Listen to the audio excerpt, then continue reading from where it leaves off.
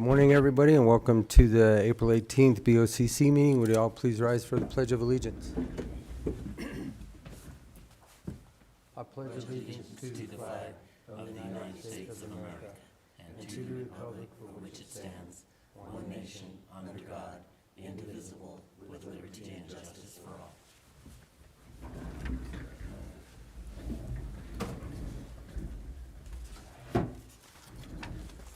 All right, again, welcome everybody. The first thing on our agenda are our minutes. Gentlemen, do we have any additions or corrections? I do not. I move to approve the proceedings of the Board of County Commissioners for Montezuma County for April 18th, 2023, as presented. Second. Action. Been moved and seconded to accept the proceedings of the Board of Commissioners, Montezuma County, April 11th, 2023. No. All those in favor? Aye. Aye. Commissioner? No? No, we're good. All right.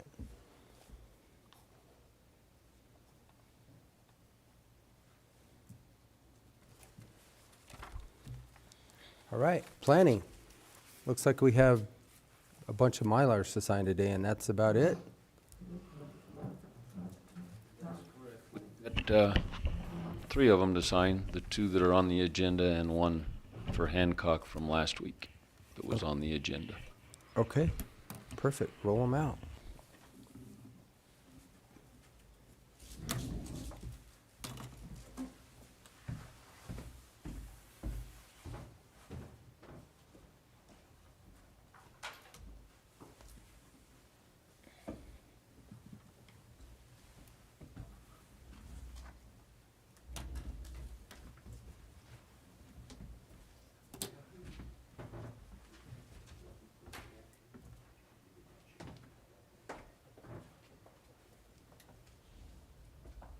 Commissioner Copenhagen is walking today without a break.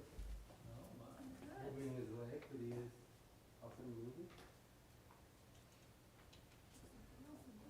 Jade's here without her eye patch. He's out of his sling. He's out of his sling. We're making progress. Let's be free.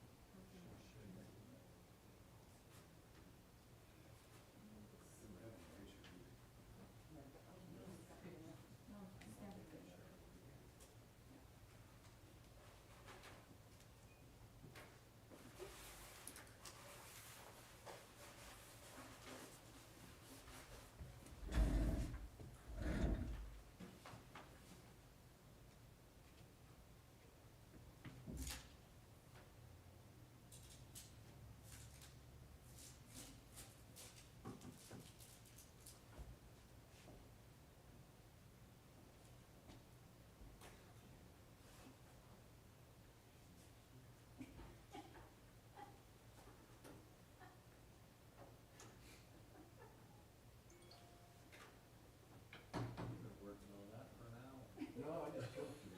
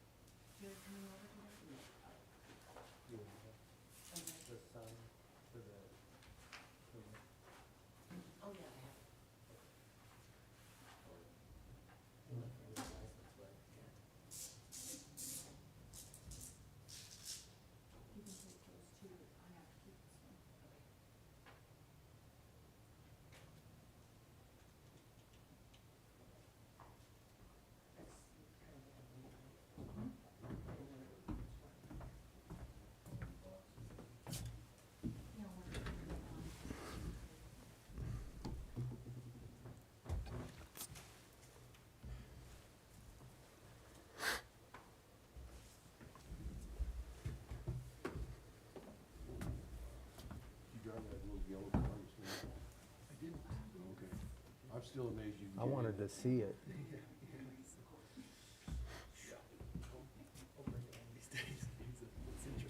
It's smaller than a refrigerator box. Yeah.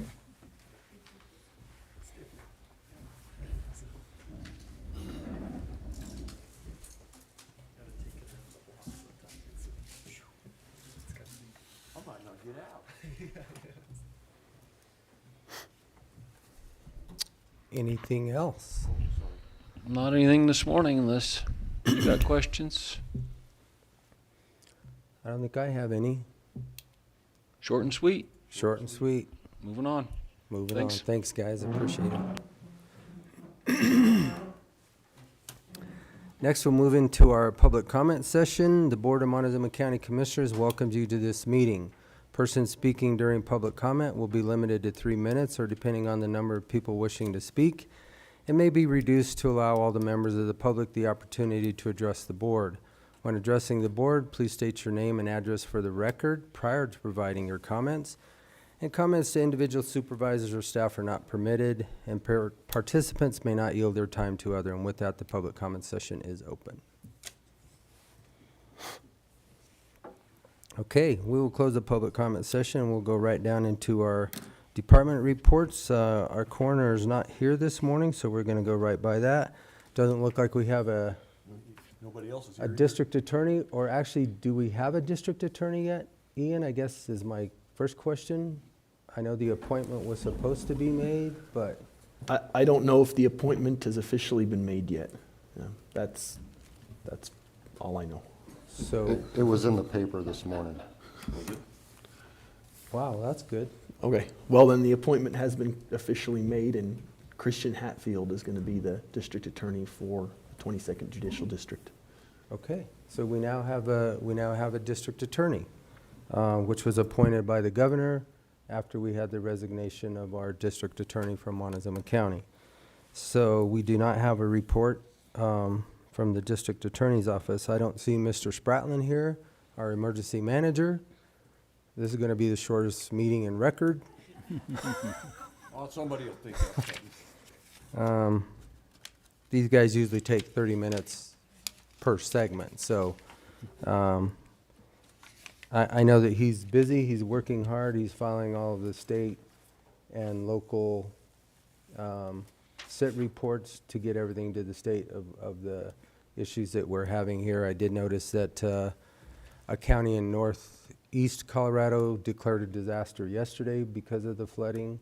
So that's the first one from the state that I'm aware of, and I'm sure he would bring us up to speed as that comes along. With that, he's supposed to talk about the KIP program, the Community Intervention Program, but obviously he is not here. So we're going to go right on by that. Jumping down into unfinished business, I'm going to move around on the agenda today. I'm going to move item number 3 to the top of the agenda, and with that, would you guys all come on down? Now I see our emergency manager come in the room.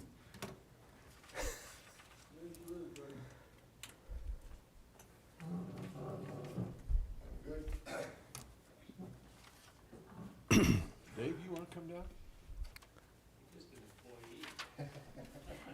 Well, tell him to come on down. So basically what we're discussing here, Kathy, is just the signing of the contract for the Alkali Creek Bridge. We did award the contract, just a brief history, a couple of weeks ago to D&L Construction, and that was just the award, but now this is the actual contract. So Ian has reviewed the contract. Do you have anything else to? I don't have any further comment. The contract's pretty straightforward. It just ties back to the terms of the bid, and so as long as the bid's fulfilled, we shouldn't have any issues. Okay. Gentlemen?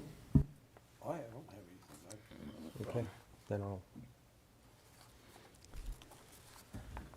I move we assign this agreement between Montezuma County and Dave and Linda Waters Incorporated, DBA D&L Construction, hereafter called the contractor. The contractor will commence and complete BROC 320-004-22521 County Road N Alkali Creek Bridge replacement.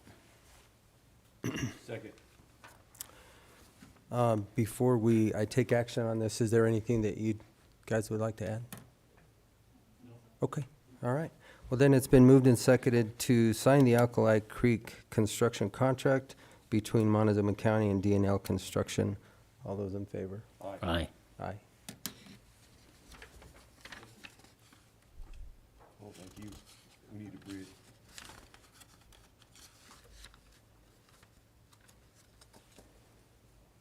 Been a long process.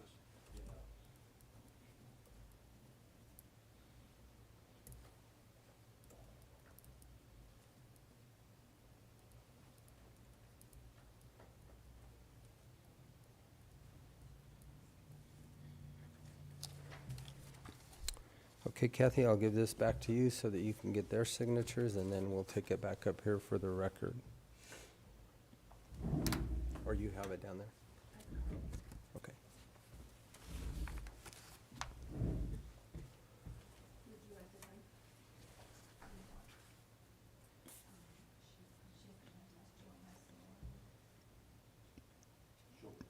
She has one.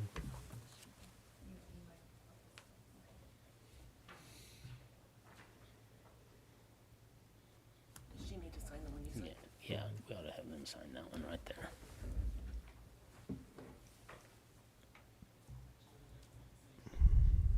Oh, look at all these guys show up late, you know. You're getting around pretty good, Clarissa. Yes.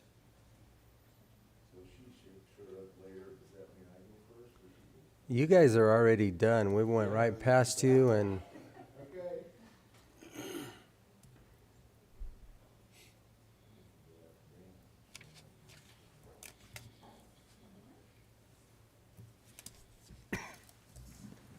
However, fortunate for you guys. Because now you don't have to sit through.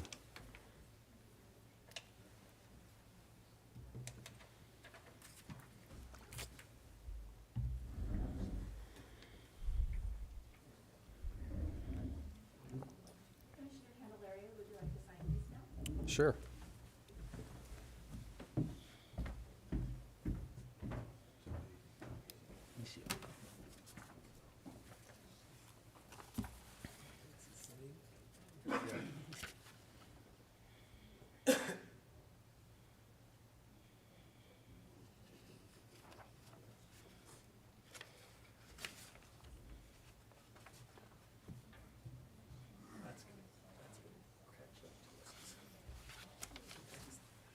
How can it not?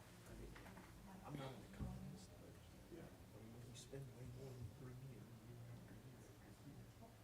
eventually, it seems like it's not gonna work. Yeah. Wonder who's gonna repo the house. Seen that on TV last night.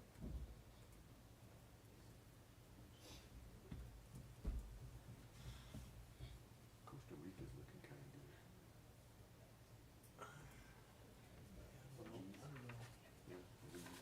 Yeah, Belize. The cartels are pretty heavy.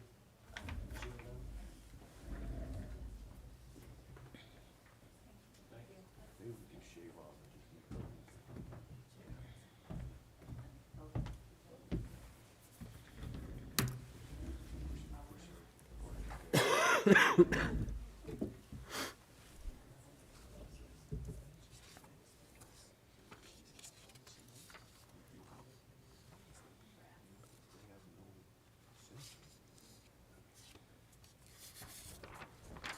Now I'm gonna have to go backwards.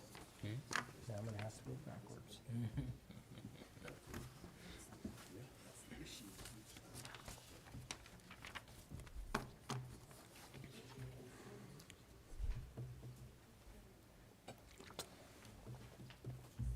Okay, anything else? Thank you. All right, thank you, We'll be out there guys. to check on you. Good luck, and hopefully the weather stays Yeah. to where we can. The butterflies and the rattlesnakes. Get going. And the eagles and the. And the mouse, and the mouse. Yes. Yeah. It's getting closer. Okay, with that, I'm gonna jump back into our department reports because I actually have some departments here. Clarissa, I'm gonna let you go first, however, because Mr. Spratland can get a little wordy. And, you can let us know that, about our DA. We have one. It was just announced last night. So Christian Hatfield, he's a private attorney out of Durango. He was in charge of the public defender's office in Aztec for 9 years. He worked at the AG's office in Massachusetts. He has over 25 years experience. So he and I had a good conversation last night. He's excited to jump in and get his hands dirty. He won't be able to until June 1st. He does have to shut down his private practice. So that'll take a little bit of time. The AG was planning on helping us through the end of May anyway. So they've already planned to stay on board. We've already figured out what days we need them to help with docket and whatnot. A lot of our trials have been continued till later in the summer anyway. So I think we're on a pretty good track, and we're plugging along considering we're at 50% staff. So I'm just excited. I'm hoping, I'm going to talk with him this week, hoping to get some advertisements out and at least start interviews for job positions, and then be able to give them start dates after June 1st. So that's our plan. So I have a question, and I think I know the answer to it, but that requirement is that he has to live within this 22nd Judicial District, is that correct? Yes. So he will be moving Correct. over here and leaving La Plata County? Yes. Okay, Yep. I think that was my only, We had a question yesterday. Attorney General Phil Weiser comes into the area about once a year. Have you heard anything? Yeah, actually, let me grab, because he is coming.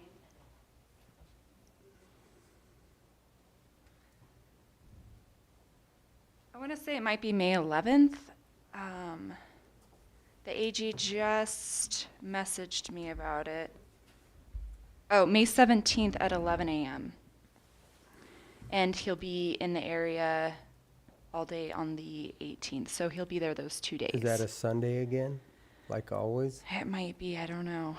Well, I was told he wanted to come and meet our staff, which I just happen to be out of the office. It's a Wednesday and Thursday. Wow, So I don't know what his touring plan is, but that is when I was told he would be here. So I can get you guys more information if you need okay. what his plans are. But I know he's planning on speaking to our office and then everybody else. So I'll see if I can get an agenda or something. I have the in now, so. But All right. yeah, Any other questions, gentlemen? All right, well, okay. good. Yeah, hopefully next month I'll bring Mr. Hatfield with us and Sounds good. go over a few more details with you guys. I know it's been brief and not very informative lately, but we're all scrambling up there, so just try to keep doing that till it settles.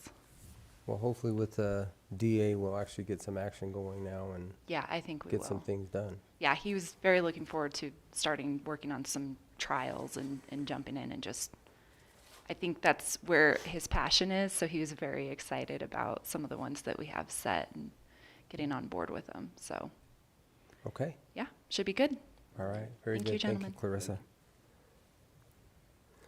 All right, I'll move up to Mr. Spratland, and we can talk about the KIP program and what's going on in emergency management. How long have you got?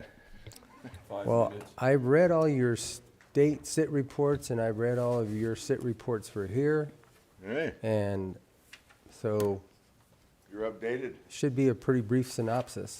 All right. Well, good morning, Good morning. everybody. So, monthly report, you've got that. I'll go over some odds and ends on the flood. The HPAI, CDA has 2 outbreaks in Colorado, nothing here.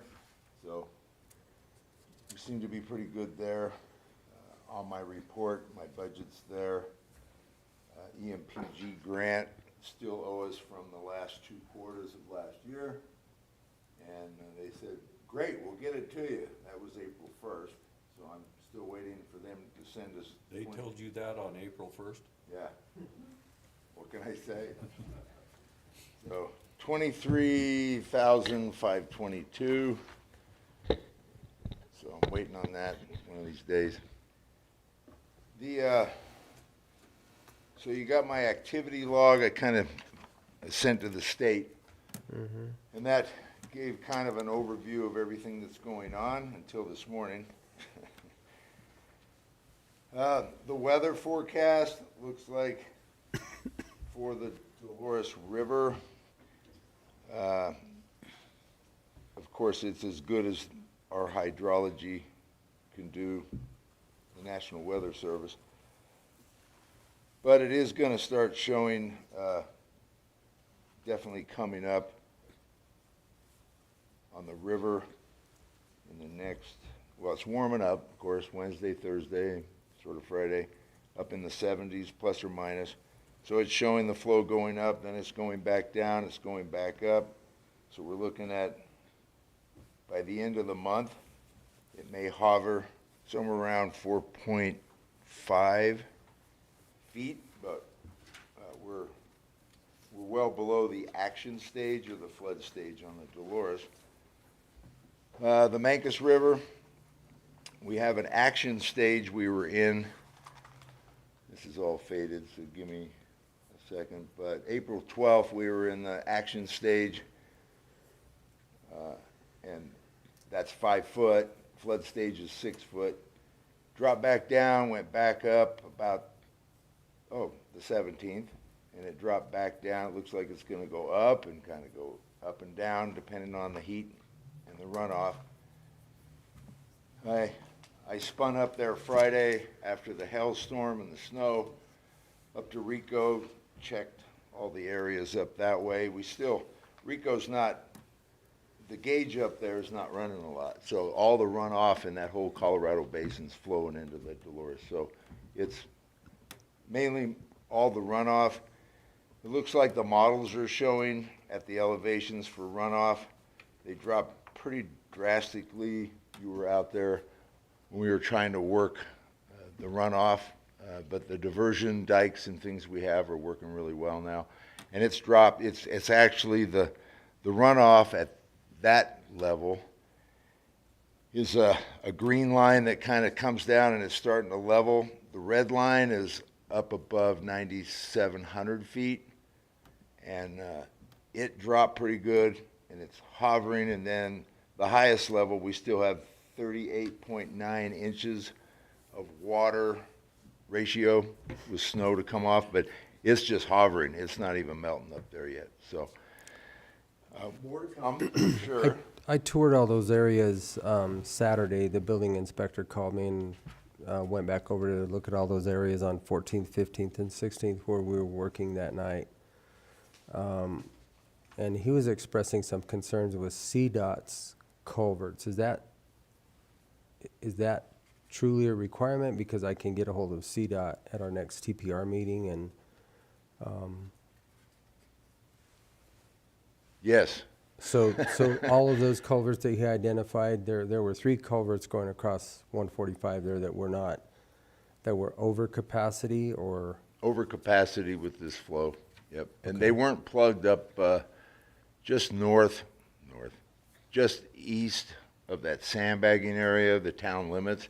Just around that corner, there's a culverts up there by Chris's place, Major's place. And that was full, and it wasn't plugged, but it was full, and it started to run across the street, and he's got it on the other side flowing pretty well. Then the culverts a little further up, about 3 miles, they were full, and I can't tell you the size of them, but So when CDOT was out there with us that night, the first night, what was his take on all that? Because he saw the level of those culverts also. Yep, Did he he agreed. have any? No, he agreed that they're too small. We have, right in town there at 14th, you have the single culvert that's like 24-inch. And then next to it, you have the double culvert that's larger. And that's able to take all that flow that we directed off of the hill there down into that double culvert. That single one was actually, I think it was plugged, but it wasn't holding the water as well. So we just diverted everything that way. So he's in agreement. They need to do some work on those culverts. We need to make them bigger for the larger events, I guess. Okay, We've been in discussion, okay. yeah. And we took a drive, I don't know, late at night and looked at different culverts up on 184, or I guess from here it's up 184. And they were feeling pretty good, especially at night, you know, with that runoff on that Mancos Basin. So, and then today we're Chicken Creek's pretty full, and there's a culvert right there just at the trailer park across 160, and it's starting to get up to that bank. So we're going to start doing some mitigation work there today or tomorrow, because we don't want to flood out the trailer park. The sewer plant south, we've got bags up in case it starts to breach that bank. Should go down the other way. Mancos is looking good. It dropped off. It looks like it's leveling off for the runoff for the Mancos. And again, it's the same, the different elevations, but the flood stage for Mancos, I was going to print all this up, but you guys went through your agenda really fast. I was on the phone with the state. So we're at 4.9 now, no flooding observed. We're not at near flood stage or an action stage. I believe flood stage is 5.4 feet, and we're at 4.9, and so it's starting to drop off. With this weather, it's going to come back up again and move around. So just a little concerned on that area, so we're working with Mancos now. Dolores isn't running off hardly at all. We got rid of the 2 pumps out there. We're picking them up today. How many sandbags do we have left? So we have 5,000 filled, but that's for the county, not just Dolores. We Right. may use some of those. We have a lot of bags we're picking up on the streets of Dolores because they're not needed, especially at the school. So we're going to grab those and maybe take them to Mancos. We have 3,000. I actually have it in one of these reports here. 5,000 are filled, ready for us. 7,000 bags that were full were deployed, all the different places in the county. We have 6,000 empty bags in storage. They're at the yard, they're at Dolores, and they're at Mancos for standby. And Dolores is ordering some more bags. So we're doing pretty good, I think. Okay. We may have to think about ordering, but right now they're pretty high. At this stage, we're just keeping an eye on it for the next week, see what's going on. But that runoff should be pretty steady for a while.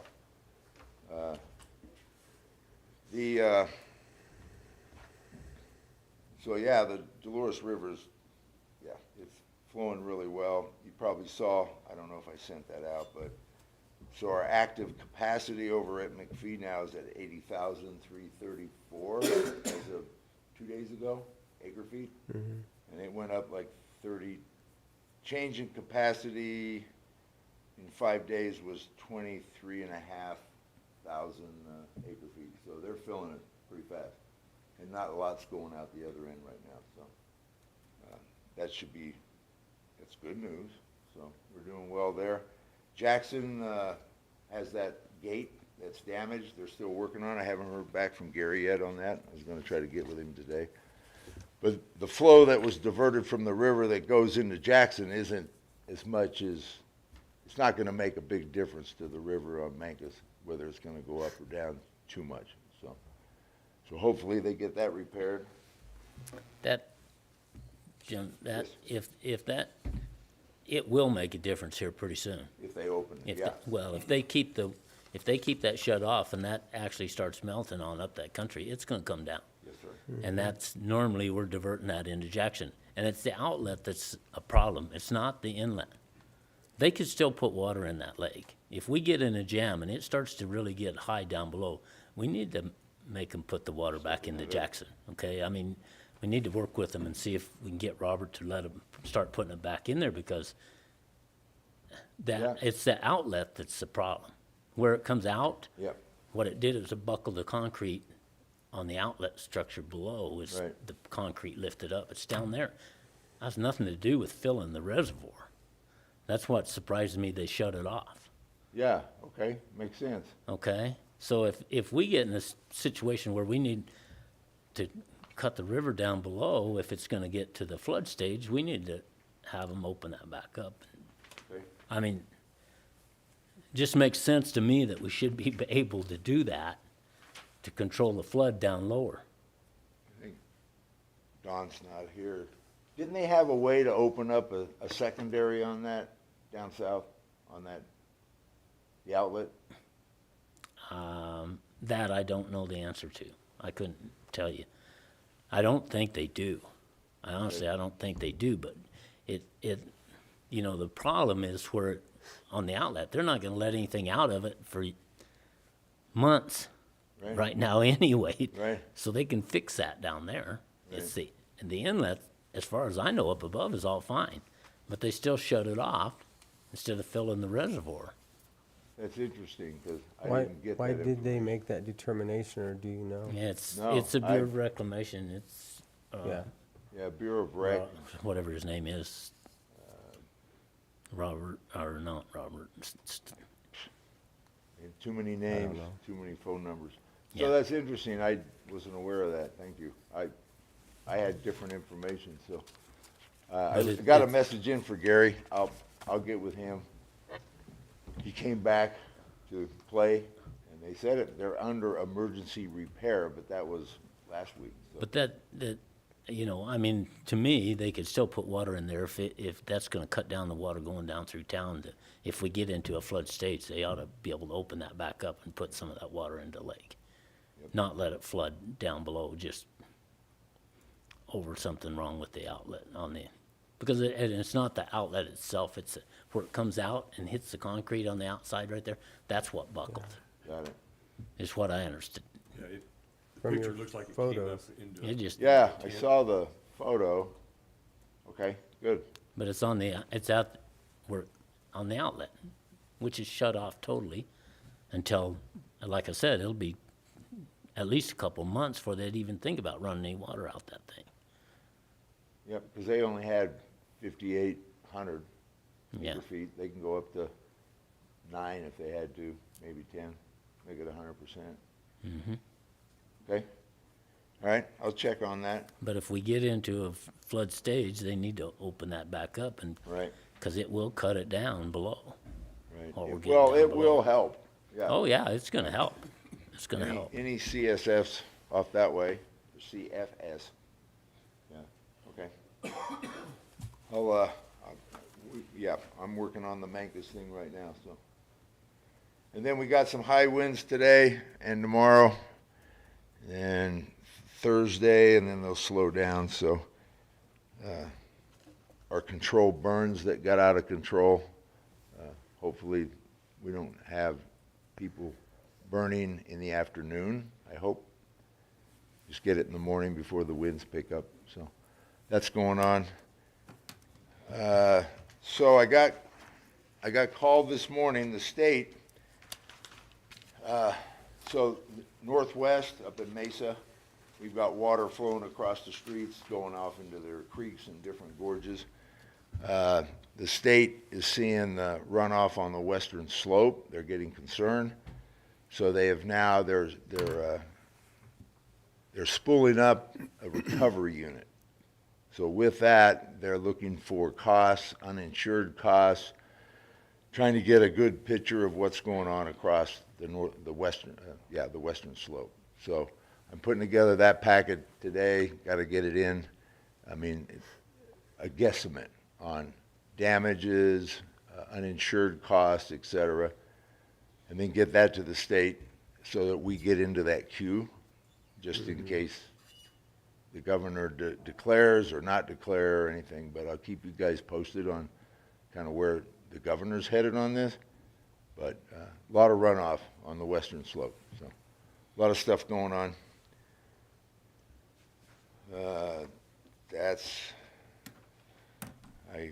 Yeah, everything's fine other than that. That's it for emergency management. Want me to go right into the CIP? Right into the community intervention program, sure. All right. So, So before you even start here, it was presented to us last week from Shane that the new van was purchased or ordered, purchased, I believe. Do we Right. have pictures of that? Do we have some yeah, he's got photography of photos. that? It's a new van. Can we get? I can get some Can we get photos for some you. photos of that so we Yep. can actually see what the Right. purchase was? Okay. I mean, other than a description, can we? Right. Yeah, yeah. A new four-wheel drive, that's why we decided. They were having problems even downtown trying to get around, but going off into the county roads with the snow and the ice, they were getting where they couldn't get anywhere. I mean, very, very difficult for them, so. With the grant, we were able to get that. The grant, so, so the grant said, yes, go for it, it's approved. I asked for change orders. They said, yeah, we got with the grant people, because they're the mediators. And they said, yeah, no problem, 80,000 is good, because that would include the outfitting of the van, et cetera. It was looking like, based on the price, travel up there, moving the van, travel bringing it back, we may hit around 85 by the time we're done. So I called her and I said, if we're still good with this transfer, yeah, everything's fine. My bad, because we didn't get the paperwork in. So now we transferred our funding, which is 10% of the grant added to the supplies. So we may get close to 65,000. And then the additional, I'm going to try to submit a new budget to them, have them approve it, and then we can get the other amount. If we don't, we're probably got 17,000 we'll take out of our reserve, which is the CIP reserve that we have there pending. Mm-hmm.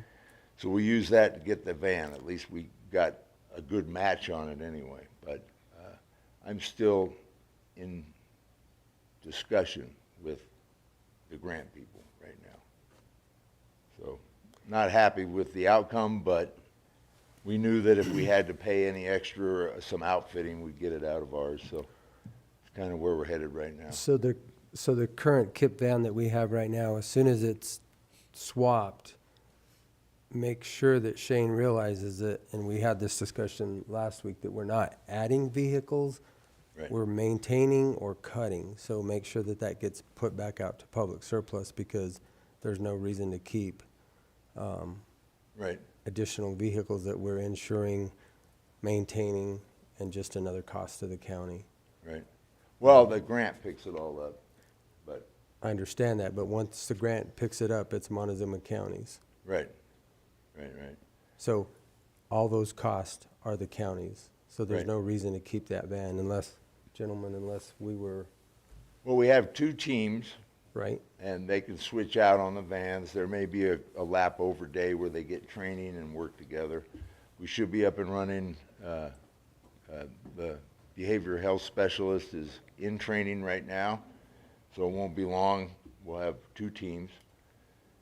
So we'll work 7 days a week, 10 hours a day, 10-hour days, trying to cover the whole thing, because the weekends have been an issue. So now we got it up and running. We got funding for that with the grant, so we're fine. So there was two thoughts we had, and these are just thoughts. Me and Shane were talking about it, whether we keep it because we have two teams. And if one van goes down or they go to training, we have a van, the cost to the grant. The other thing is, instead of putting it up on public surplus, then we have to get that money somehow, because it's ARF money, or we have to have those funds put back into the CIP somehow. Or we donate it to a needy cause that needs a van, like, I don't know, 4-H or whatever. But we were discussing this. That discussion came up also with Did the it? 4-H. Okay. And sorry you weren't here, but it didn't sound like that was that great of an option. Okay. Even if he took the table out and put the seat back in it, it didn't sound like it was that great of an option for the 4-H program. Okay, Because it Good. Wouldn't hold enough people. wouldn't hold enough kids. okay, good. Well, So, we got the other two, so. well, Once and, we get this settled, as far as the new van in and they're running, then I can come, and me and Shane can talk to you guys about how you wanna play with that. I mean, I'm good either way. well, I think at our discussion last week, and correct me, gentlemen, if I'm wrong, but to just keep adding vehicles and adding vehicles, it becomes an absorbent amount to the county. And they're getting 1,000 miles a year. It doesn't make sense to keep these vehicles.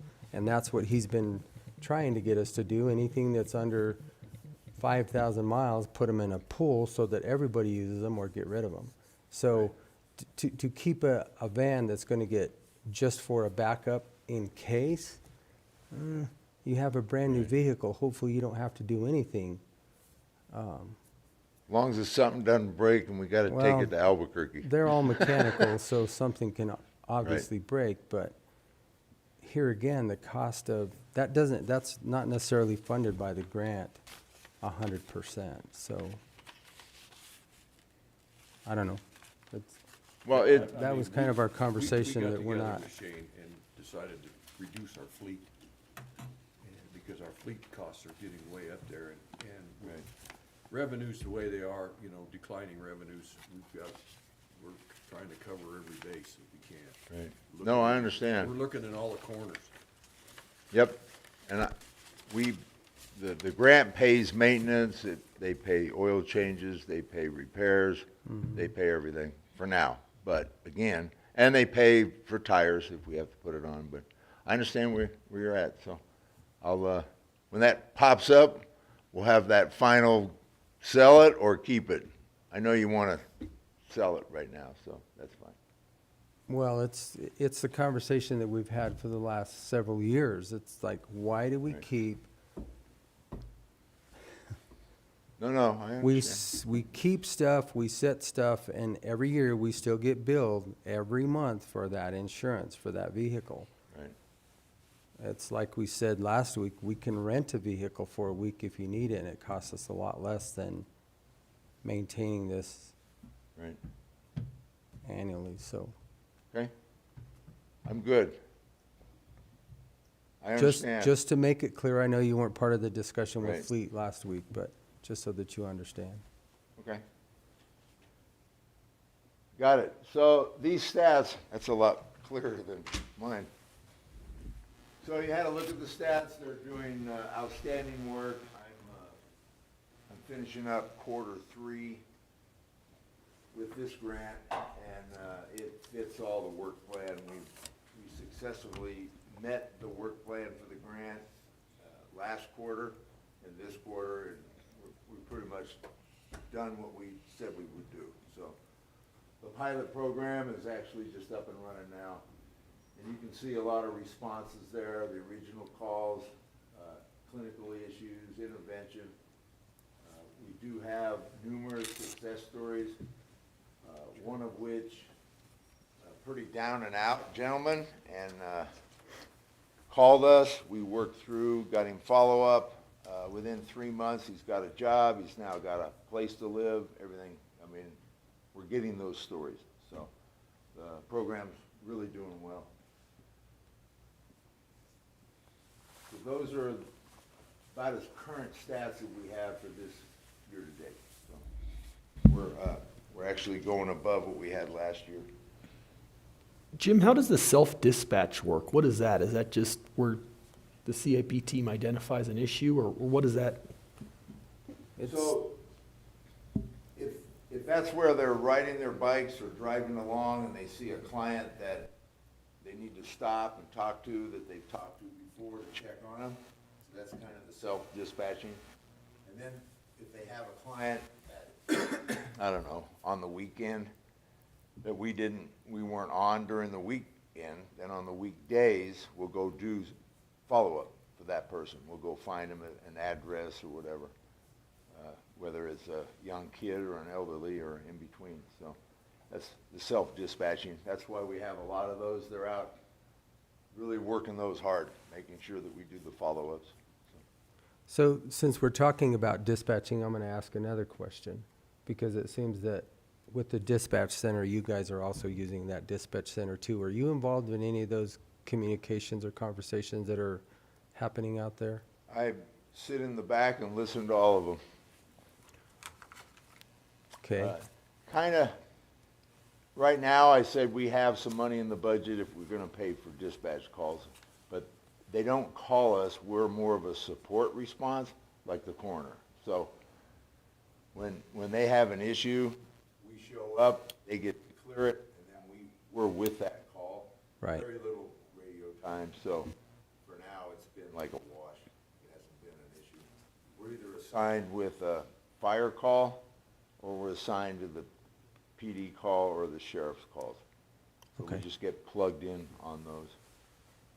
so do they consider you a user or not? Or they're just considering you under Montezuma County's users? We're just under Montezuma, and I don't think they're tallying hours at this Okay. point. We're kind of floating between those three agencies, or any fire department. So, Okay.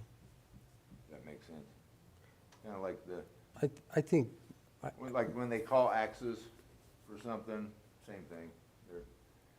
The only difference is we have a radio, so they don't have to try to page us or call our cell phone. They just call us on the radio, and we listen to it, and off we go. okay. So how does Axis fit in the mix? I mean, you said call Axis. Axis doesn't respond, do they? No, I'm saying for an Oh, example, like the okay. old days, when we call Axis, or we call Atmos Gas, or we call, Yeah, we're okay. just that supplement that pops in. We just happen to have a radio, so we can call out for help or something that occurs. And this grant ends June 30th. We still have, with the van being purchased and trying to move stuff around, the most current is for the behavioral grant. We still have 283,000 in there, and that's gotta last 2 months. It's plenty of funding. So, we're good there. That's why I'm trying to reallocate some funding to pay for that additional on the van. And then they're not having an extension, but they're very excited for us to reapply. But we're putting it under public health because that's where it should be. And the last time we applied for public health, they said, no, it has to be underneath human services. And we said, we don't have human services. We have social service, public health, joined together is human services. So this round, they said, well, we'd just love to have you. And I said, well, we're going to put it under public health. That's, me and Travis have been talking about this. And let them run with it, which they can, because they do a lot of behavioral health stuff as well. So with that, we don't know what they're going to do.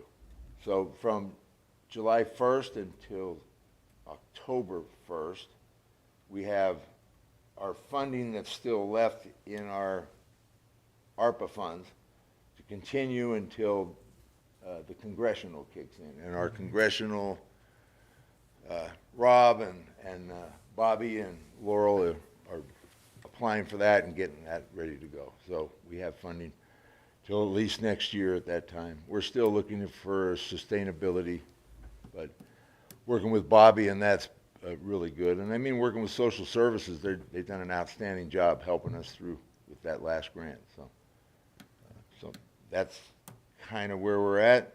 The leftover in our ARPA, COVID, whatever that money is, from all the municipalities is $136,904. So that's what's left for this year.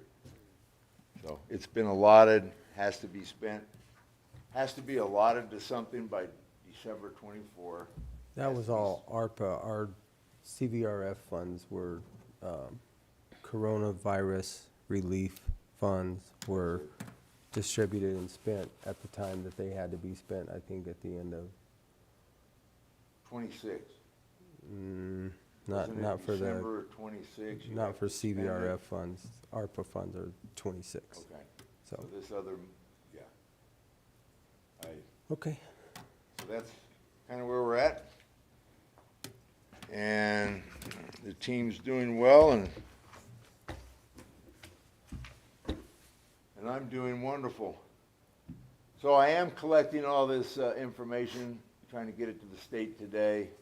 We may get in the queue. I don't know what the governor's gonna do. I mentioned that, so when I find out, I'll let you guys know.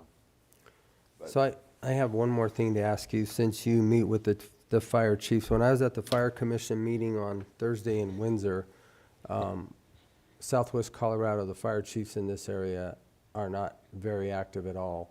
So with what they're doing in the state, they're trying to get these fires put out quickly, just like an initial aggressive attack, because they don't want them growing. They finally got it, the logic of, hey, let's just put the fire out right away instead of letting it grow beyond the capabilities of local jurisdictions. So if you can talk to those guys and let them know that we do have those resources, and if we need the helicopter, if we need tankers, whatever we need, look at it quicker, sooner than later, and make sure the sheriff also knows, because those resources are available from the state, and because they realize what it's costing the economy on the backside of it. It's easier to just go put the fire out instead of letting it grow. With this much moisture, we're also going to have some growth out there. And if it starts drying up, it could be the other end of the spectrum. So Yep. see if we can't get them a little bit more involved with that. Okay.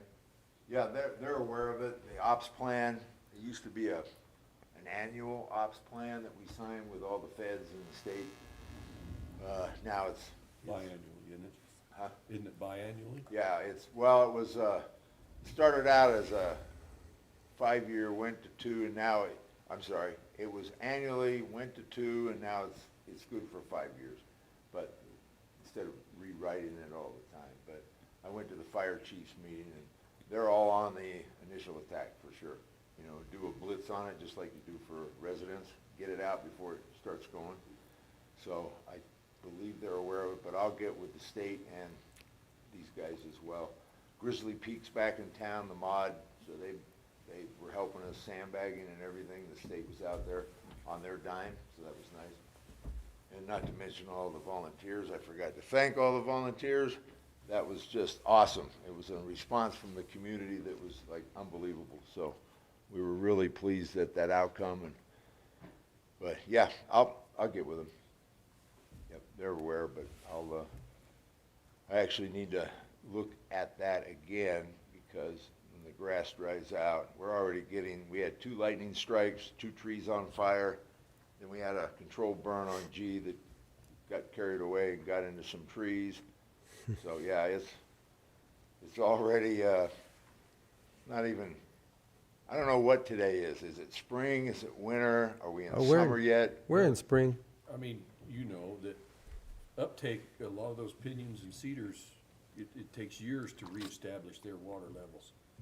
I mean, just because we had one good winter doesn't mean that those trees Right. pulled up all that water. Nope. And, I The mean, cottonwoods are different. yeah, they suck it dry. Yeah, Well, I'm always concerned about mitigation, wildland fire, et cetera, and this growth that we're getting, the weeds we're gonna get, and it's gonna dry out. cheatgrass is gonna be big this year. Oh, yeah, and it'll move quick. We never get wind in our county, so, yeah. We True. may get, We need to disregard the warning for today? no, Oh, no, I made sure they put that out. Yeah, so I'm Mr. Doomsday. We understand that. Yeah, That's why we have the reins to control you. I know.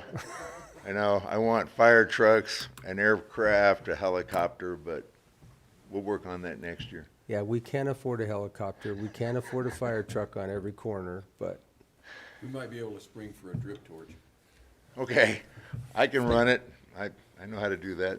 So. All right, that's it. Anything else?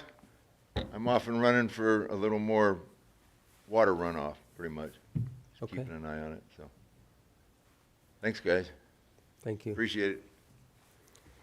Okay, I see nobody else. So we are gonna go to unfinished business again. And we do have at the top of our screen a Lodgers Tax Grant Fund recommendations. We had the Lodgers Tax Committee in here yesterday. We had Mr. Cloy, Mr. Bartlett, and Miss Griglak come in here to present. We actually had a very, very good year with the resolution that we signed, sending it to the state to collect our taxes back to this county for the VRBOs and the Airbnbs. It made a significant difference, plus the one-time influence from the state. So their recommendation is to distribute $405,500 to the agencies you see on the screen. It was told to us that the $55,000 request from the Cortez Chamber was basically a one-time request, because in the past they typically do not fund them at all. But since then they're in a kind of a reorganization, they felt that it was prudent to give them some help for this year. So that's a quick synopsis, gentlemen. What's your pleasure? You okay? I'm okay, yeah. All right. I move that we approve the disbursement of the Montezuma County Lodgers Tax Committee recommendations as presented to, approved at their board meeting on April 8th, 2023. Second. It's been moved and seconded to accept the disbursement request by the Lodgers Tax Committee in the amount of $405,500. Any other discussion? All those in favor? Aye. Aye. Significant difference, as we discussed yesterday in 2019, this fund was down to about $1.25, and Yeah. it was pretty brutal for all the municipalities. So anyway, all right, next we have a discussion as it relates to the Beaver Rim pit agreement that's between Montezuma County and the U.S. Forest Service. This is on County Road 526, just about at the Upper Boggy Draw turnoff. Ian, you've looked this over. Do you have anything to add? I don't have anything to add. This is very consistent with the agreements we've signed with the Forest Service in the past for the Beaver Pit and other pits as well.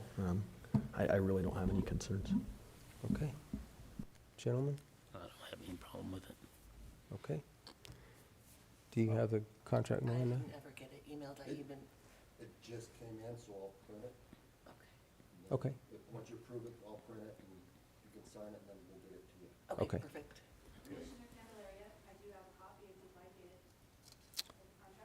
Sure. Come on up.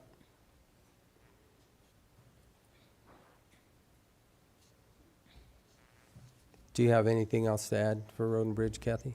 I do not. Okay.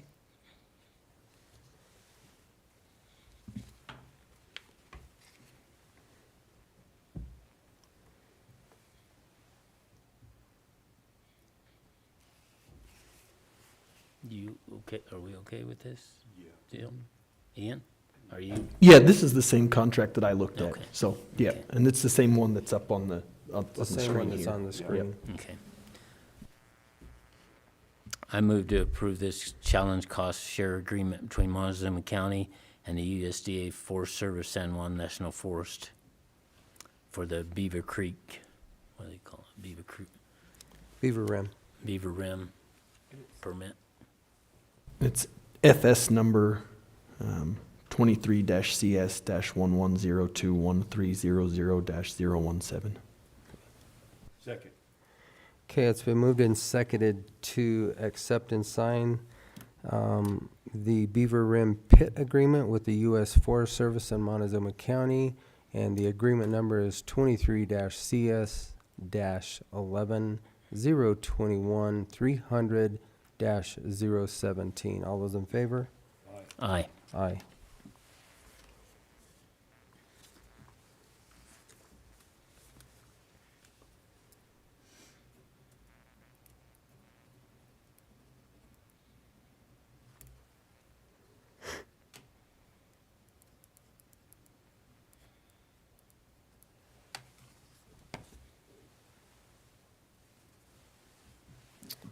Okay, while we're signing those, we'll go ahead and move on. We have a decision today as it's related to the Recycling Resource Economic Opportunity Grant. Mr. Dobry, I see you in the back. Do you want to come and give us a brief overview of this one? It was presented in our workshop yesterday, and it's basically for the sandbagging machine for the storage of our, I'm sorry.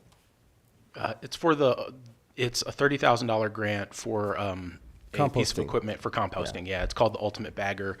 The goal of the project is to make compost available in smaller unit sizes. So instead of a truck or trailer full, it would be available in like 40-pound bag sizes. So people in the community who either don't have access to or don't have a need for a large amount of compost would be able to use it. So last year the landfill composted, I believe, over 1,000 tons of material. So there's a lot of compost available, and it's a great thing for the community. So that's basically the detail of that project. Okay. And that has been submitted, right? That grant application? I'll submit it this afternoon as soon as you approve. Okay. As soon as you approve it, I'll submit it this afternoon. All right. Yeah. Questions? No, That we I mean, pretty this- much, This program is really taken off. and with the expansion of the Carver Field, hopefully we'll even make It'll generate more. more composting for the community. So great for the entire community. I would so move we approve the Recycling Resources Economic Opportunity Program mini grant application. Second. Yeah.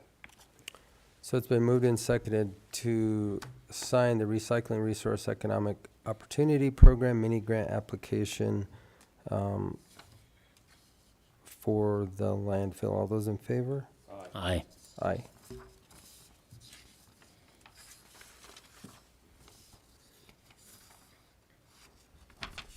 I don't think you need our signature, do you? No. Don't need a signature. Okay. All right, there you go.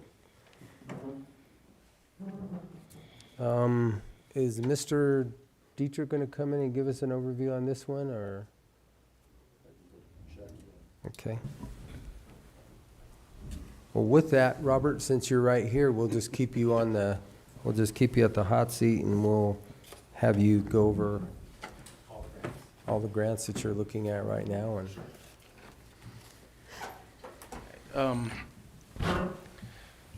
I guess I'll start with the Energy Impact Solar Grant that we submitted on 3/29.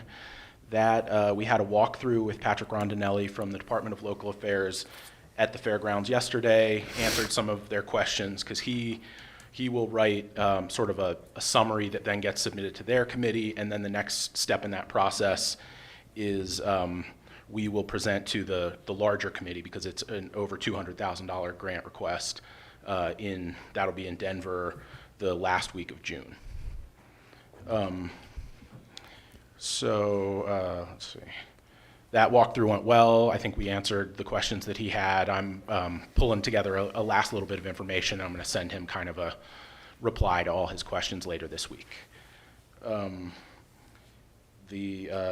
James is going to talk about the Transportation Alternatives Program grant in a minute, so I'll leave that for him. I'm working right now on the Community Intervention Program grant with, it's the congressionally directed spending, $361,000 that we received. We still have to apply through their grant process and sort of check all the I's or the other way around, dot all the I's and check all the T's. Yeah. So I'm working on that with Jim Spratlin and the Health Department to finalize that. One question that you had earlier was about dispatch fees. There is an included line item in that to pay for some of the dispatch costs for that program. Let's see. We applied on Friday for the Opportunity Now grant that you approved at your previous meeting. I believe we'll hear about that in 6 weeks or so. You just approved the Recycling Resources grant, so I'll apply for that this afternoon, send that application in this afternoon.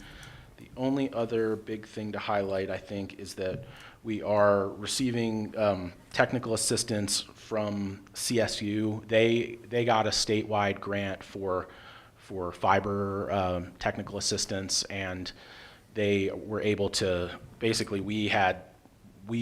and I think that Jim McLean actually has presented some of this information to you already, but there's the potential for a grant that's called CPF, which is Capital Projects Fund, and then also BEAD, which is another fiber grant later this summer.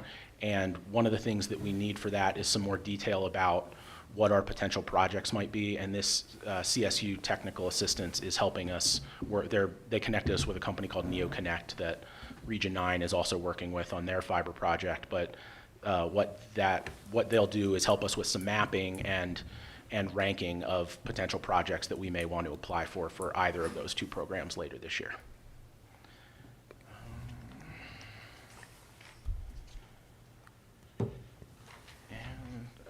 The only other thing that I really wanted to highlight is that I'm just keeping track of the Proposition 123 grant program.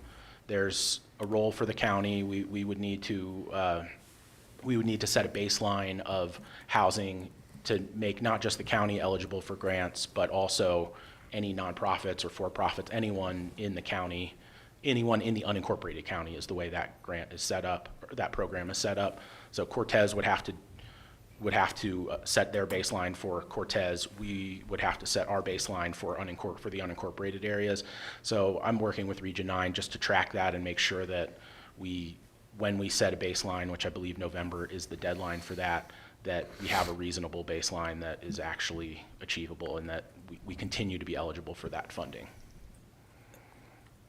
Okay, so when you say the actually achievable, because I think for the unincorporated part of the county, as we talked about this, we're at 26 or 29 units per year, correct? That's what their initial numbers came out. The legislation required them to use the American Community Survey to develop their numbers.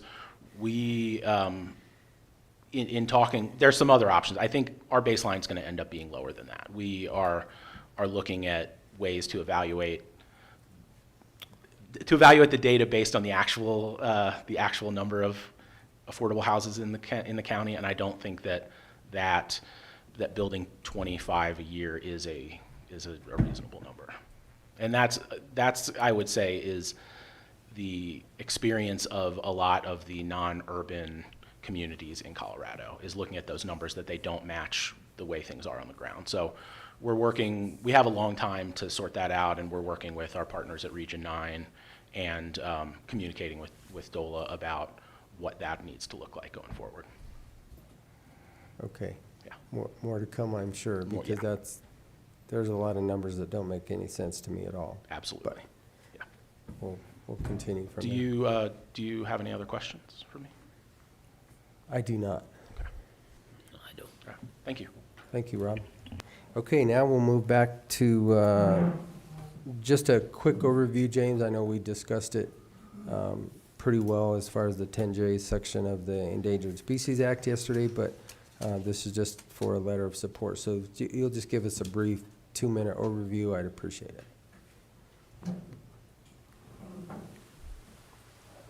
Do you want the overview on the 10J letter or the TAP request?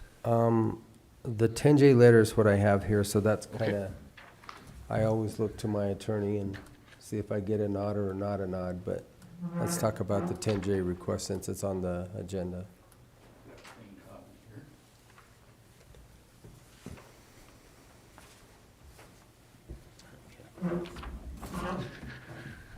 So gentlemen, the request for the signatures on the letter is for the county's support for the 10J designation.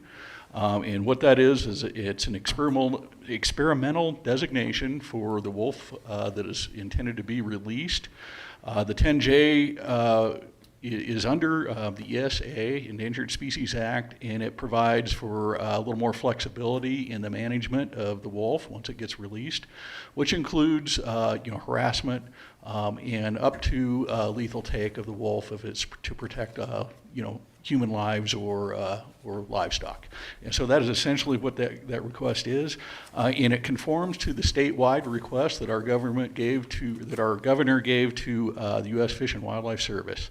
And so the intention of this one is that it's alternative one under the environmental impact statement, and the difference between number 1 and number 2 is that this one includes the entire state of Colorado as its boundary.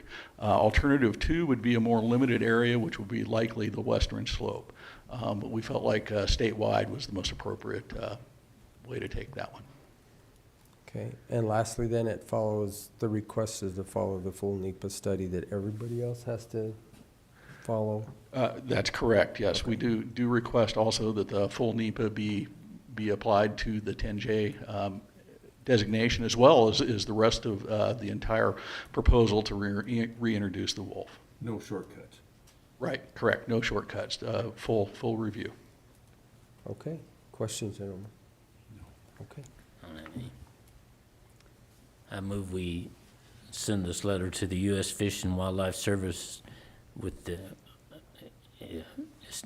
establishment of a non-essential experimental population of gray wolf in Colorado, 87 fed, 43,489, July 22nd, 2022 submitted. Second. Okay, it's been moved and seconded to sign the letter of support to the U.S. Fish and Wildlife Service for the establishment of a non-essential experimental population of the gray wolf in Colorado. The 87 federal, 43,489 submitted via regulations.gov, docket number FWS R6E6 2022-0100. All those in favor? Aye. Aye. Aye.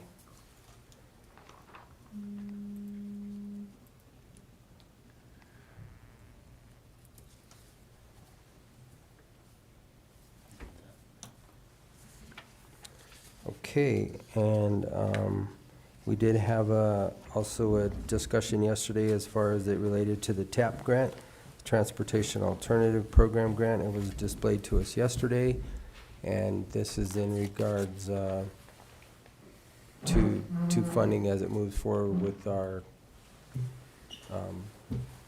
past the Mesa Verde.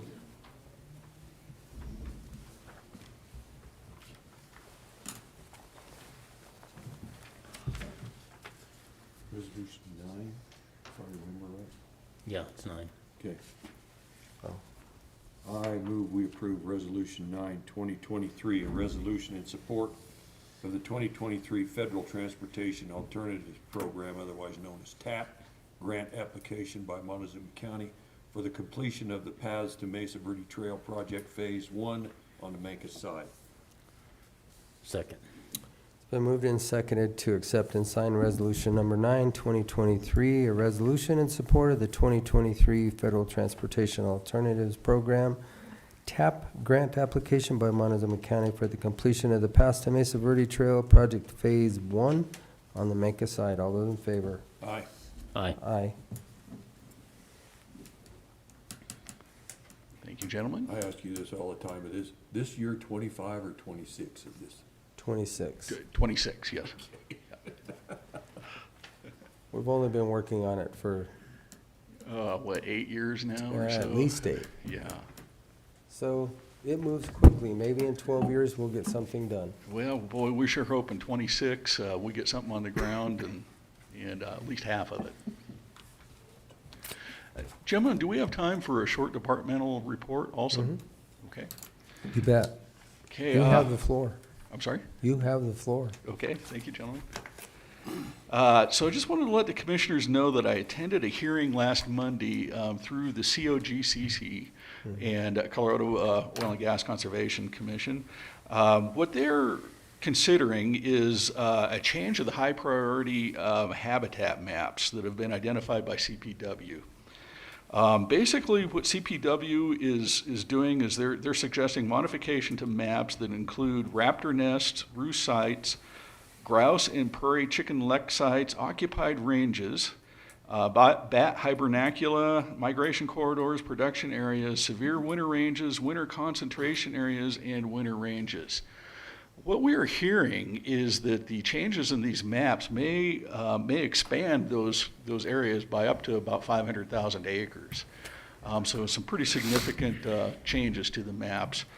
One of the things that we kept hearing over and over from all the stakeholders, and by the way, I signed Montezuma County up to be a participant in those hearings. But one of the things that we were hearing from stakeholders is that CPW has not yet released any of the maps so that everybody can review them. And they haven't released any of the data behind those maps. So why the changes are necessary, basically. We've got a motion in place to get CPW to release those maps before we move forward with any of the rest of the hearing. And so that's what we're waiting on right now. And it does sound like CPW will likely comply with that and provide those maps. So we'll kind of keep you guys updated as that process unfolds. But obviously for Montezuma County, I think, everything I just listed there, we've got. And we're probably looking at a considerable expansion, I would think, in Montezuma County. Is there anything on there we don't have? Well, yeah, nothing that they've listed. Yeah. I think if you look at the entire western slope, it's, The whole western got- United States. it's got It everything. really is, yeah. So, but I thought, our fellow stakeholders in this really nailed it down pretty good. I mean, without having any documentation that supports any of those map changes, we have no idea why, a line may move, quite a ways on a map. So it would be, to our benefit to understand that, I think, as best we can. And then to be able to weigh in on whether the maps actually reflect, what's accurate out there on the ground too. So, but as I said, I'll keep the commissioners updated on that as this unfolds. Also, just received a draft of the BLM programmatic agreement for the Flowdine Yellow Jacket allotment, and that's pertaining to the cultural resources. Check your emails. I just sent all that around to everybody. I got it by certified mail on Friday. I have not completely gone through the whole thing yet, but it's looking like we may want to weigh in on that too. And also check your emails too. I've got a report from the range specialist I'll send around, and want to highlight a particular section within that report that I think really kind of underscores our position on this. After over 100 years of grazing out there on that monument, we still don't have any cultural resources that have been degraded directly by grazing to the point where they're ineligible at all. So anyway, I think that's one of the stronger arguments that we need to really kind of focus on when we react to the programmatic agreement. But anyway, there'll be more about that to come. Also wanted to let the commissioners know that I got a notice from the Forest Service. They're planning to open the McPhee area on the 21st of April, and then they will open the boat launch on the 30th of April. And the hours will run from 8 a.m. to 6 p.m. And then starting May 1st through September 19th, it will run 6 a.m. to 8 p.m. And then after September 20th through October 31st, it will revert back to 8 a.m. to 6 p.m. And then over on the House Creek side, it will be May 1st through October 1st, 6 a.m. to 8 p.m. Friday through Monday. So that's essentially a weekend opening at House Creek. If you were going to go to House Creek, just for the general public that have not been on that road, be sure that you have 10-ply tires on your vehicle, and you can bob and weave, because there are potholes that you would lose a You could fish in some of those. bug. Yeah, I believe it, yeah. They're huge. That road took a lot of damage with them not getting the snow off of it this winter. Wow, yeah. I haven't been up there personally yet this year. Last year, it was in bad shape. I was can up only there imagine Saturday, and worse. it's 10 times worse than it was last year. I'm not surprised. Okay. Well, it might be a place we need to visit with the Forest Service about a little road work, possibly. Also did want to let the commissioners know, too, getting back to the breakwater. So they, apparently the Forest Service have been forced to go through a different contracting procedure for putting additional breakwater in up there. Well, anyway, the long and the short of that is it's costing them considerably more to go through this new contracting procedure than it did before. And the net result of that is that they don't have the dollars left to be able to dispose of the large tires that are up there. And I think most of you have seen that gigantic stack of tires that are in that storage area up there by the McPhee Marina. Sounds like they have a very big problem. They do, yeah. So those tires, obviously, you know what those kind of tires are like. Some of those things are just enormous. If there is any potential for needing those tires to be used, like for example at the racetrack, something down at the fairgrounds, at the landfill, something along those lines, we can have any of the tires that we want as long as we go get them. So I just want to throw that out there. Otherwise, that seems like they're holding down the ground pretty good where they're at. So. Okay, that concludes my report for the day. Potential erosion control tires? Well, boy, yeah. Or if you want to build a really large earth ship or something, those things are just gigantic. And that was one of the problems with them to begin with, is that they were all mismatched sizes. Some of them were just really huge. Others are kind of more off of your standard loader that you'd see. But between all the mismatched sizes, you really couldn't get anything that would fit together properly. So they've completely abandoned the whole the large tire breakwater concept, and are looking at a more easily maintained and movable system that well, first of all, it should be more affordable to put in to begin with, to get the length that you actually need to protect anything up there. Hopefully, so what I'm hearing from the Forest Service is they've got it slated for construction this fall, which will really help us out for the summer boating season. But anyway, we'll take it when we can get it, I guess. Okay, thank you, gentlemen. All right, thank you. Appreciate it. Yeah. All right, moving right along, we'll go to our attorney report, Mr. McLaren. Biggest thing to report this week, last week we got a filing in the case involving CO2, the fractal interest holders of Kinder Morgan. That was the case that we received a favorable ruling from the Court of Appeals on back several months ago. The attorney that represents the fractional interest owners has filed a petition for rehearing. I spoke with the attorney that's helped us with this matter, and this is really a last-ditch effort. He doesn't anticipate that it's going to go anywhere.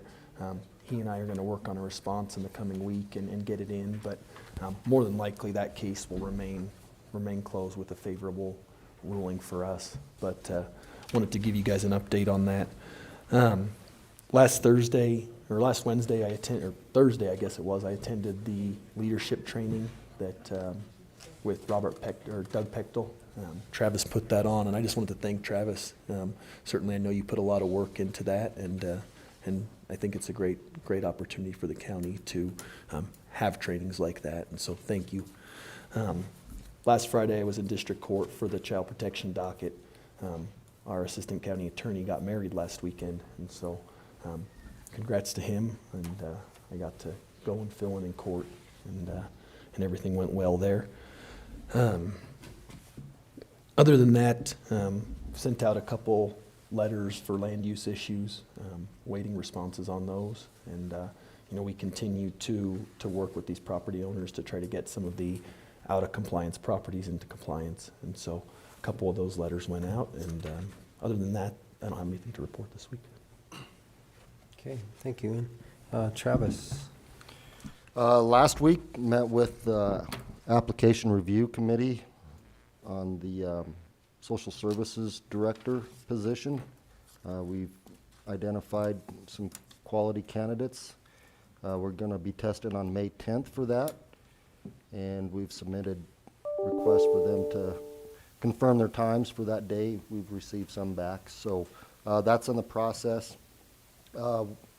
Yesterday met with DOLA on our strategic planning. Really good conversations. I think the commissioners was able to get some information out of that.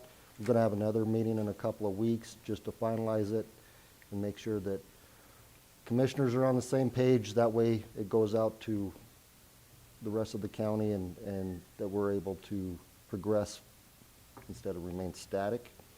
Again, had the leadership training on Wednesday, Thursday with Doug Petchtel. I'll pull his information up.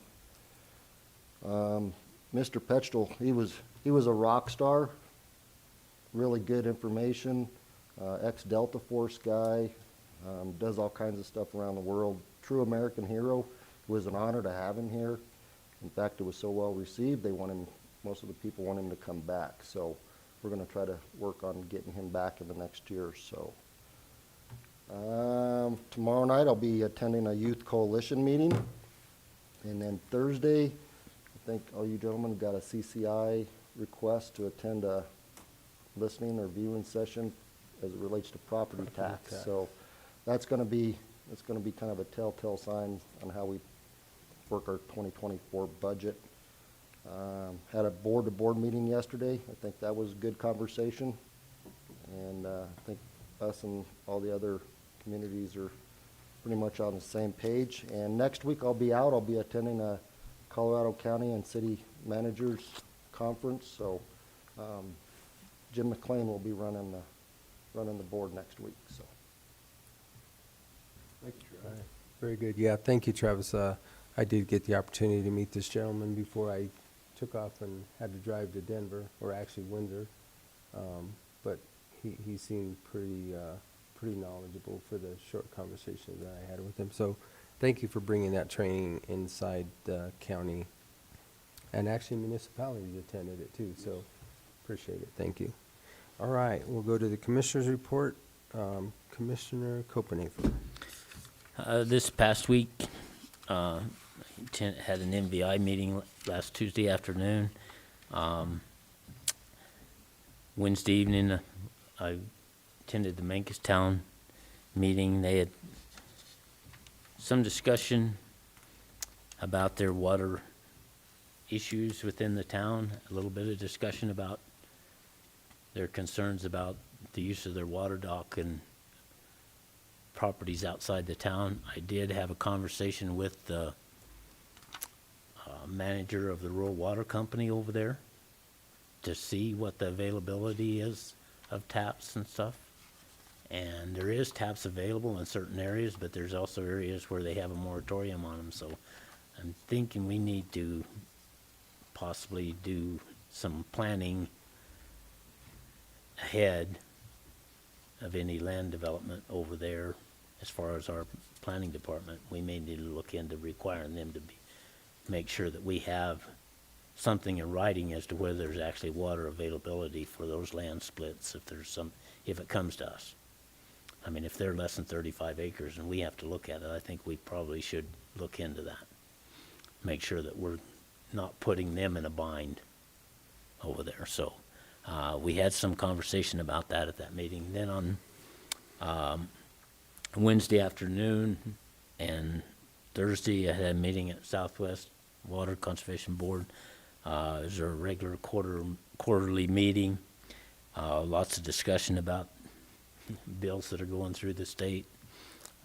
We took a position on a couple of those bills. As far as the land use bill, we wrote a letter in opposition to that, and also as far as the stream restoration bill. We both took sent an opposition letter to both of those bills.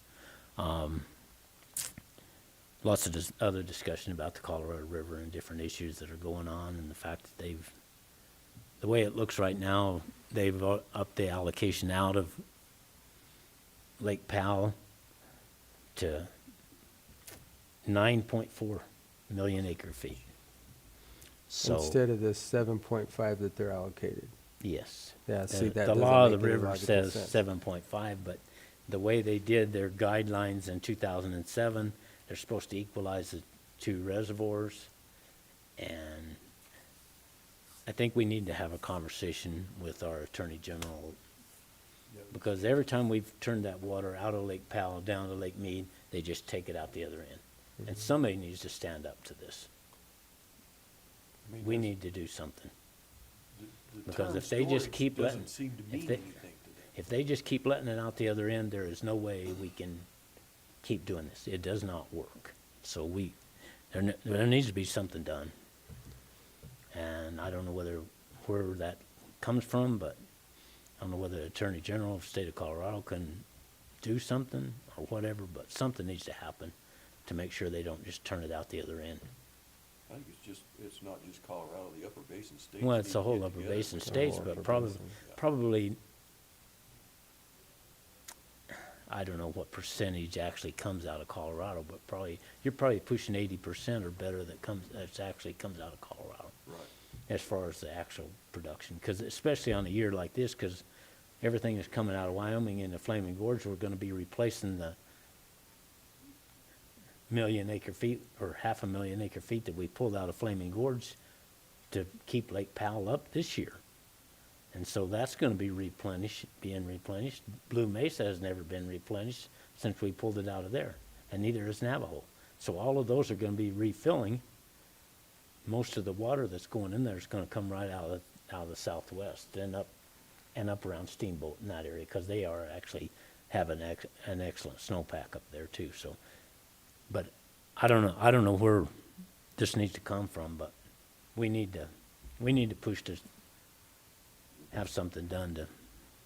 Why don't you work with that Southwest and formulate a letter so that when we see him down here in the next couple of weeks, maybe we can pin him down to a special meeting with us? Just a suggestion. Yeah, I don't know. PAD. It just seems to me like every time we've turned the water on down there to equalize the reservoirs, they just take it out the other end. Right, so there's no equalization going on, it's just going out. Yes. Yeah. And I don't know, we need somebody to hold the Bureau of Reclamation accountable for keeping that water in Lake Mead. If they're gonna turn it down there, it needs to stay there. The amount over there, 7.5. It needs to stay in Lake Mead, not be taken out the other end. So, I don't know whether you wanted to hear all that in my report or not, but that's, All right. I just want people to know what's going on. It's not a good thing. All right, thank you. Nancy. For me, I spent the all day driving Wednesday to get to Windsor, Colorado to attend my Colorado Fire Commission meeting, the first one that I've attended. They meet quarterly. Some of the big highlights and takeaways are, like I asked Mr. Spratland earlier, to make sure that our sheriff and our fire departments are on track with being able to call the state early. It doesn't cost us anything. They're here to help us. And a couple of the things that they did last year, if you guys remember, there was legislation that pushed through a Firehawk helicopter that we can use around the state. There's another one slated to happen in 2024. The JBC did not kill that, so hopefully that's still on track. They also have a Pilatus 12, I believe is what he said it was, which has all the camera and imaging on it, and they caught a huge amount of fires last year that they were able to detect and get extinguished before they ever grew into anything that was greater than just a very, very small acreage to get that home. There was talk on, and there's legislation happening right now as far as hardening home grant program. It's 1273 for individuals, since that's part of the biggest thing in the legislature right now. And then the discussion on the WUI Code Board. The WUI Code Board is going to be 24 to 25 people, which in my mind sounds horrible, because you get that many people in a room, you'll never agree on anything. So we'll see how that progresses. Went to CCI Friday. A lot of discussion on House Bill 23-1257, mobile home park water quality. This specifically relates to us in our county as far as Elegant Hills. Ours is wastewater, not domestic water right now, but the way this bill was presented is that if the park owner could not take care of these, that it would revert to the county, and the county is then going to be the owner of these. Yeah, crazy. would be the owner of these facilities, and it would be up to the counties to upgrade the facilities so that the mobile home parks could stay in service, which we all lost our minds over that. So they took that out. That's no longer within the bill. We took a monitor position on that, and we'll be supporting La Plata County in their efforts as that moves forward. Another bill is we were talking about public lands. This kind of caught me off guard. So Senate Bill 23-201, it's called the Mineral Resource Property Owners' Rights. So and we may have gotten our second tranche of the LATCF. We did get our first tranche last year of about 1.5 million, but now this bill, as it's introduced, NACO is asking for a 1% of that to support the public lands process, and it was a request that's going to happen at WIR, which is the Western Interstate Region, which is happening in St. George, Utah, which I'll be attending in the next, I think it's the middle of May. Here again, when that first came out, they said it was unencumbered, that we could use it for backfill of lost revenue, which is exactly what we've done, and now we're getting requests to, originally it was 2%, but they backed it off to 1%. So more to come on that one at WIR. Here's one that I thought was great, because we're talking about boards and appointing boards and trying to keep up with boards. Well, Senate Bill 23-210 is an update administration of certain human services. This bill repeals the panel as it reassigns grievance review responsibilities to the Office of the Child Protection Ombudsman. So the current board that we have, this bill would reduce that. We would no longer have to keep that, and the ombudsman would take care of all of those child protective cases. So actually getting rid of a board, I thought that was actually great, instead of keeping that board as it relates to that. I did have a note to get with you on this one, Ian. What have you heard about this bill? And You know, I haven't heard a lot about it. This is the first time hearing about it, but the way that you just explained it to me, I think it makes a lot of sense, because, you know, the way that it works right now, individuals can bring grievances to the Citizens Review Panel, and they can simultaneously make a report to the Colorado Ombudsman. And so, you know, conceivably, you could have two duplicative reviews going on at one time by two independent entities. That's always a little bit scary and weird and confusing. And so I think if we could get rid of that Citizens Review Panel, I don't see any reason why we wouldn't support that. I definitely would support it. Obviously, you know, that's a conversation that we had just the other day. CCI took a support position on this one also, because everybody in the room is like, we struggle with these boards anyway. Had one of the worst drives coming home from Denver that I've ever had, because it was snowing so hard in Denver, it was hard to see, and then over the mountain passes, but I did make it home. Saturday, I went ahead and reviewed all of the flooding issues with the building inspector in Dolores. We went around and drove all the areas that were problematic, and that's where the discussion of working with CDOT, as I'm the representative for the TPR, and working with them on those issues over there. Yesterday, again, Travis already highlighted a little bit, we had our first meeting for our strategic planning with Patrick Rondinelli. Moved right into our workshop, which we've taken action on all of those today: the lodger's tax, the recycling resources economic grant, the TAP grant, and the letter of support for the 10J. And with that,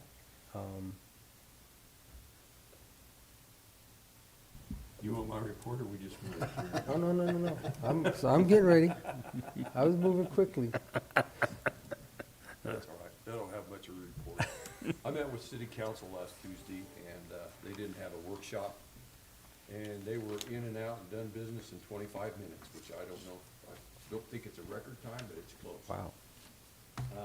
I also stopped by the leadership training over there on Wednesday, and there's quite the show. It was well done, well put on, and well attended. I wish other people would have taken advantage to be there.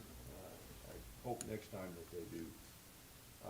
Yesterday's workshop was,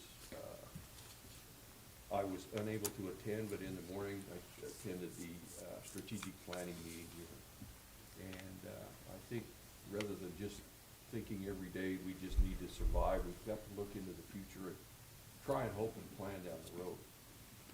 But also, I've never seen organizations such as the counties and the cities and even special districts so concerned with legislation and proposed legislation coming out of the state. Those folks up there better take a good look at what they're really doing. I mean, I don't think the people of this state really appreciate some of the stuff they're trying to pull. So everybody out there needs to keep a close eye and pick up the phone and call your legislatures and call somebody else's legislature. Put your name on the list up there. And that's all I have to say. Very good. I'll let you hand that to you, and then with that. Motion to adjourn. Second. All right, it's been moved and seconded to adjourn this April 18th, 2023 meeting. And just a reminder, it is tax day. Make sure you have filed your federal income taxes. All those in favor? Aye. Aye. Aye.